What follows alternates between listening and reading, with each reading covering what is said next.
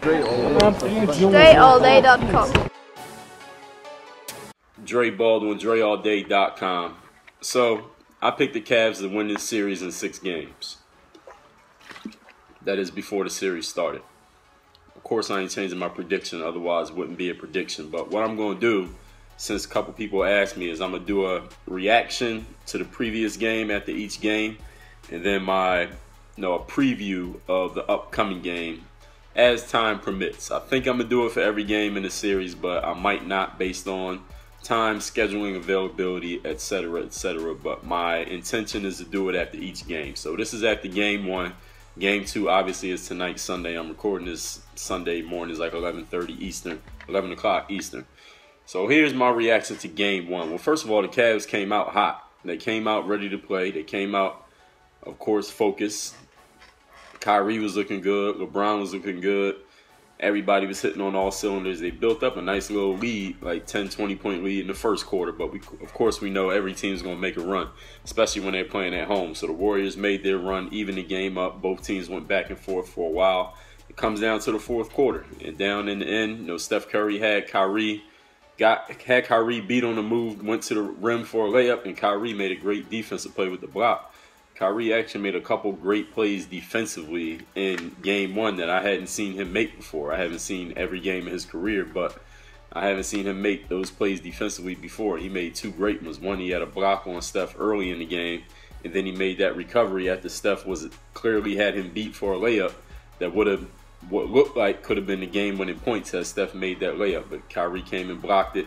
Then LeBron, he took a fadeaway step-back jump shot that wasn't really that close to going in, and then Iman Shumpert, when he shot that, he followed it and shot like a baseline jumper that damn near went in. It was inches away from going in. That would have been a buzzer beater that would have won the Cavs game 1. He misses, they go to OT, and the Warriors outscored them. I think it was 10-2 in overtime. Cavs only had 2 points in OT. They couldn't get any points, couldn't make a bucket. So the Warriors win game 1. So as far as game 1 goes, everybody pretty much played how you expected. Mozgov from the Cavs played excellent. The Warriors players all pretty much did their job. Iguodala did his best on LeBron. LeBron killed. He had 40-plus points. He had a LeBron James game. That's what LeBron does. He scores points, he rebounds, he assists. He pretty much dominates. But when LeBron starts shooting a lot of jump shots from the outside and he misses, the thing with watching him is that he'll sometimes shoot more of them, because I guess he feels like they should be going in, or he got confidence that he can make it, so he keeps shooting it till he makes one.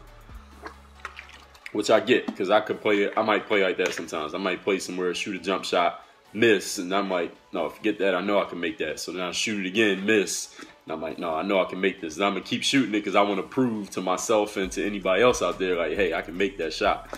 When the practical thing would be, forget it, just swallow your pride and go to the basket if that's your advantage. And a guy like LeBron, of course, getting into the paint is his advantage because of his size and his physical ability, his ability to finish. But he shot some jump shots when he, of course, could have went to the rim. You could go to the rim every time if you want to. But whenever a player like at his level, his physical ability misses a jump shot, everybody's going to be like, oh, why you ain't just drop it? But if he makes it, then there's a good bucket, and it takes less energy. And when you're asked to do everything like he kind of is, just by default because of his ability on his team, if you can score points using less energy, then you should do that. But anyway, Kyrie Irving injured, of course. We've heard he has I think his broken kneecap, so he's out 3 to 4 months. So he's out for the NBA Finals. So I guess Matt Dellavedova has to step in at the point, and LeBron James got to step in and do even more of everything for that team. I read that the Cavs are the first NBA Finals team to have 2 players who scored 1,000 points in a regular season be out for the NBA Finals. So Kevin Love being one and Kyrie Irving now being the other.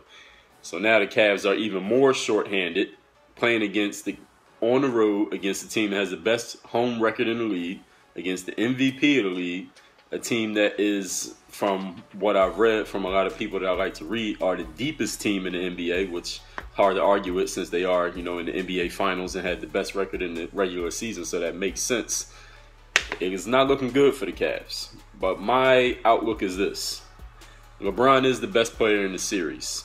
As I said in my series prediction, when you put a guy like that, his back against the wall, because everybody's pretty much saying nobody's believing in the Cavs now. A lot of people picked the Warriors before the series, and now without Kyrie Irving, you lost an all-star point guard. Now, how do they even have a chance of going up against these guys? But LeBron James, like I said, he is the best player in the series. With his back against the wall, LeBron James as an underdog is going to be fun to watch, if nothing else. He's going to come out guns blazing. He's going to be ready to dominate. He knows he has to, the same way he had to those couple games in the Eastern Conference Finals when Kyrie was out, even though this is a much more formidable opponent he's going against who's already beat them, whereas the Hawks didn't beat him. I think LeBron is going to come out. He's going to have to get 40-some points or a triple-double. He's going to have to pretty much dominate the action for the Cleveland Cavaliers. It's not necessarily points, not necessarily assists and rebounds. It's kind of a combination of all three. He just has to dominate the action because when the ball's in his hands, he's like a magnet. He sucks all the attention to the defense. You guard him one-on-one, he's going to get points, as we saw in Game 1. You double-team him, trap him, he's going to find open teammates. All they got to do is make shots, and they'll just pick you apart. I think that's actually the worst choice. You're better off letting him go one-on-one, let him score a lot of points, and just see if you can win like the Warriors did in Game 1. Put Iguodala on him, put Clay or Draymond on him, and let him just go and do his thing. If he scores, he scores. He's going to have to score a little bit more, obviously, for them to win. As far as the Warriors side, I think the players pretty much played to what we expect. Warriors do have a deep-ass team. I mean, David Lee's been an all-star. He don't even get off the bench. Iguodala is going to be key in this series because they're going to need him on LeBron to play defense.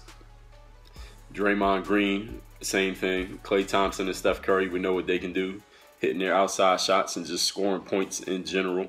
So my prediction for Game 2 is that the Cavs are going to win. The reason I'm picking the Cavs is because I picked the Cavs to win the series. So I'm going to pick the Cavs every game this series. So just in case anybody was wondering, every game that happens, I'm picking the Cavs to win. So I'm not going to be right every time, obviously, since Game 1 they didn't win. So I'm picking the Cavs to win Game 2 because I picked them to win in 6. So even if it turns out that they do or they don't, I'm still going to stick to my prediction because that's what a prediction is. So whatever you think about Game 1, your predictions for Game 2, y'all leave them down here in the comments. I don't know if I'm going to be able to respond to all the comments before the game actually happens, but y'all have at it. Say what you got to say. Work on your game. DreAllDay.com. Thanks for checking out this video. Make sure you follow all my top content up here. Follow me on all your favorite social networks right over here. And make sure you are subscribed to catch all the new content I put on this channel every single day.